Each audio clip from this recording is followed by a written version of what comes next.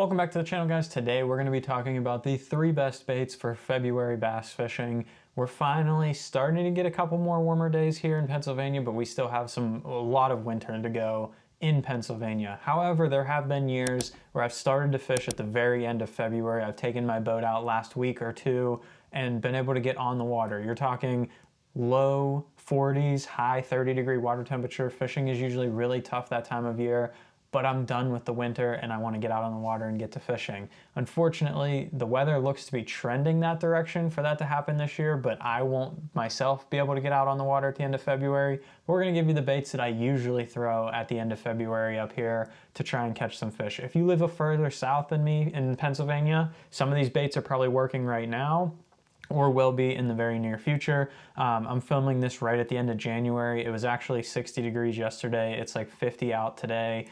So a lot of the ice that we had might start melting. I still think we got a few more snows or cold snaps in there, but if the weather continues to trend in the warmer direction, there will be some fishing in the very near future. So let's start it off with bait number 1 right here, and that's going to be a Ned rig. It's probably the first bait that I fish every single year.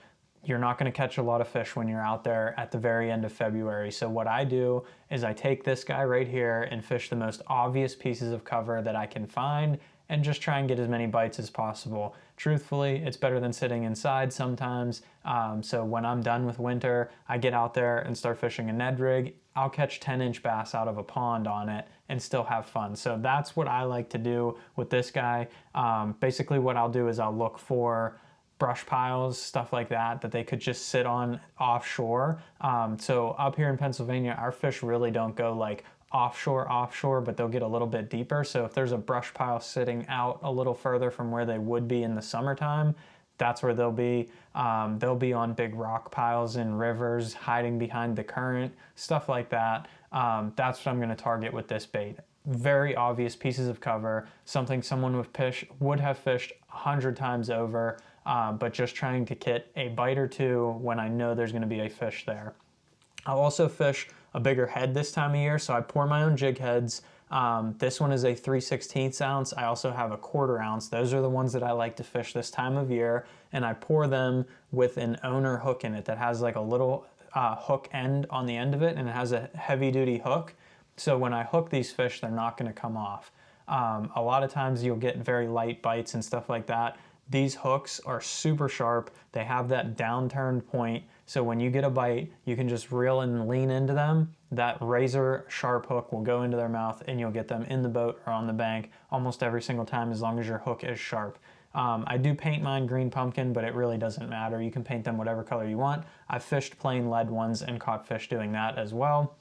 And then usually I do fish a Z-Man TRD, which is still an excellent bait on the Ned rig there. But this year I'm going to be playing around a little bit more with the 6th Sense Busa Ned. I played around with it at the very end of this year. I didn't get to do a whole lot of fishing at the end of this summer, fall, winter range because I had some boat issues, but now we should have everything sorted out. And I got these prototypes right at the end of that time period, so I got to play around with them a little bit. I did catch some fish on them. Smallmouths did seem to like them, but I never really got to put them to the true test, so that will be one I'll be playing around with a little bit more this year. It looks like it would be a great Ned bait. It has a little fluttering tail on the end there, something just a little bit different than a TRD, but if you have TRDs, those would work as well.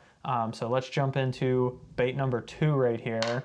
Starting to get a little bit in the warmer direction. This also works as cold as water gets. Like these are the first 2 baits that I'll throw, and then bait number 3 will be the one if I get a little bit warmer water, a little bit more aggressive fish. But the second one is going to be a blade bait. I mentioned this right at the end of my winter baits video, so that one, it's the last bait I'll fish, and then it'll be the first bait that I'll fish along with the Ned rig. Those are my last baits that I'll fish, first baits that I'll fish. Every single year, those 2 are the ones that I'm gonna go with. I've caught fish in ponds with this. I've caught fish in lakes, rivers, everything. If you have smallmouth, they really love a blade bait. If you have largemouth, they will bite it as well. I've fished a lot of ponds and caught largemouth on blade baits. It just works really well because what happens is you have that super cold water and those fish can't make it, the bait fish, whether they're bluegill, whether they're bass, whether they're perch, shiners, shad, whatever it is, they're all gonna have a little bit of a shiny flash to them, and they'll basically lay on the bottom and they'll flutter up trying to swim, and then they'll fall back down.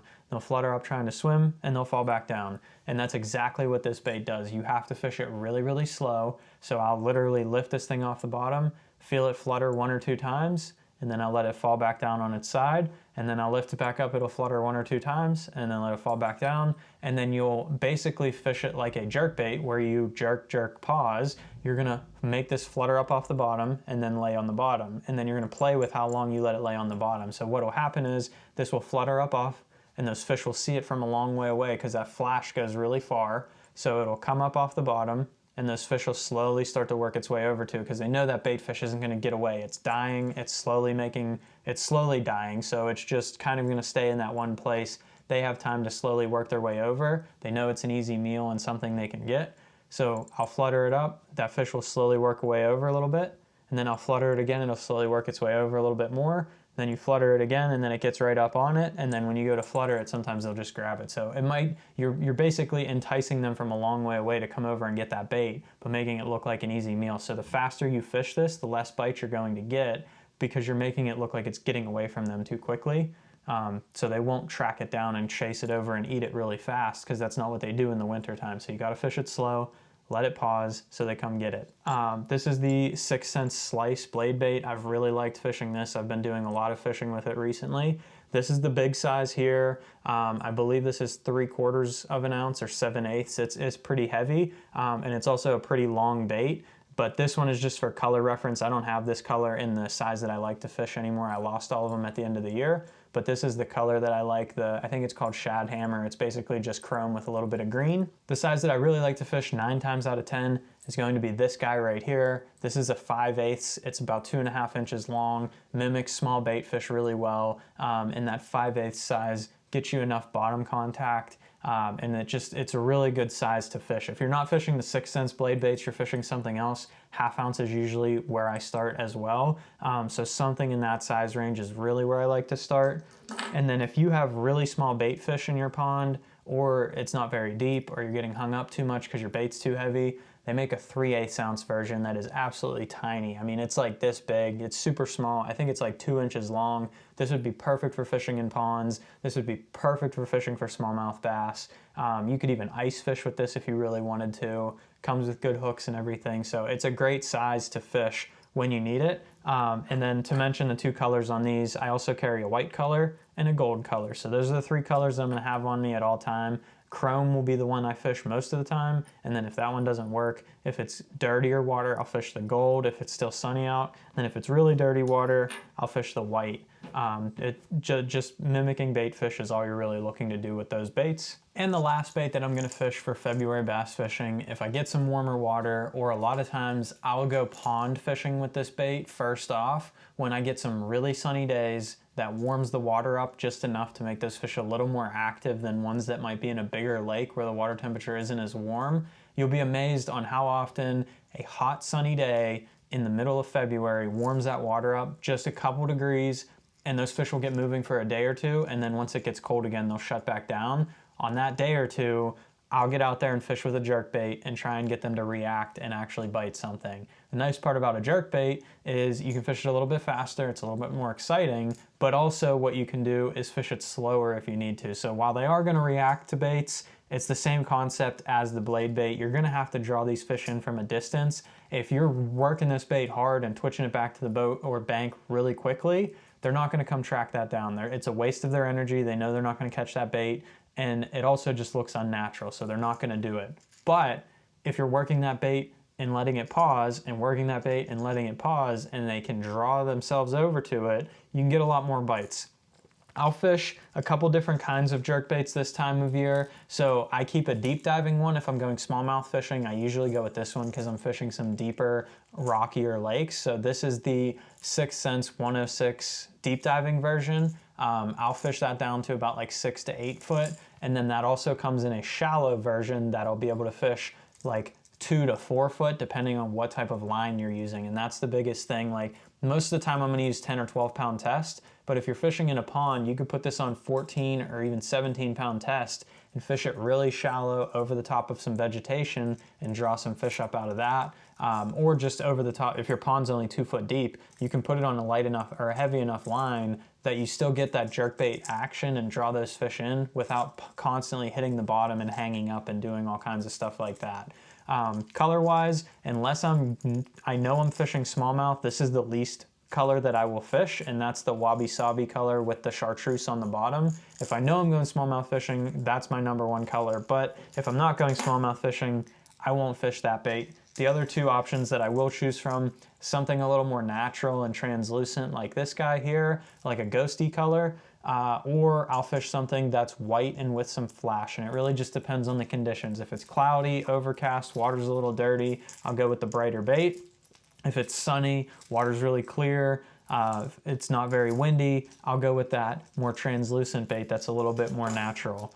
And then if you have some smaller fish in your pond, or you're fishing for smallmouth, or you need to downsize or do something like that, 6th Sense came out with a 97 version now. So this is the junior size, so to say, of that bigger Provoke jerkbait there. It's a much smaller version. I've been playing around with it just a little bit. I got a prototype of it at the end of the year. I took it down to Florida and fished it around, but never really got to do much jerkbait fishing with it, but looking forward to fishing this one this year as well. It's a good bait for when you need to downsize, pressured fish, anything like that. Also comes in the shallow or the deep diving version. So I'll be looking forward to fishing that one as well. And if you're looking to get any of these baits in today's video or any 6th Sense products in general, if you use my code Quince on their website, you'll save 10% off your order, and you'll be helping the channel out a ton, being able to make more videos for you guys and helping me make more videos for you guys by using my code on their website and helping me out there. Also, if you don't like fishing 6th Sense products or you have other products, I'm not saying you have to use the 6th Sense ones. I'm just mentioning them because I'm with them, but you could use any other jerkbait. I like the 3 hook models, so I wouldn't pick something with 2 hooks because it will have too much dart and snap and it won't look natural. The ones with 3 hooks have more of a gliding action and they're a little bit slower moving in that colder water. And then like we said about the other blade baits and Ned rigs, there's multiple options out there. I'm just mentioning the ones that I like to fish. So those are the baits for today. That's what I like to fish in February, at the end of February. There will be a future video mentioning why I won't be fishing at the end of February this year, and it'll explain all that. But that'll be coming up in the near future. But if you want to see the January baits video, check that one out right there. Hit that subscribe button down below, and thanks for watching.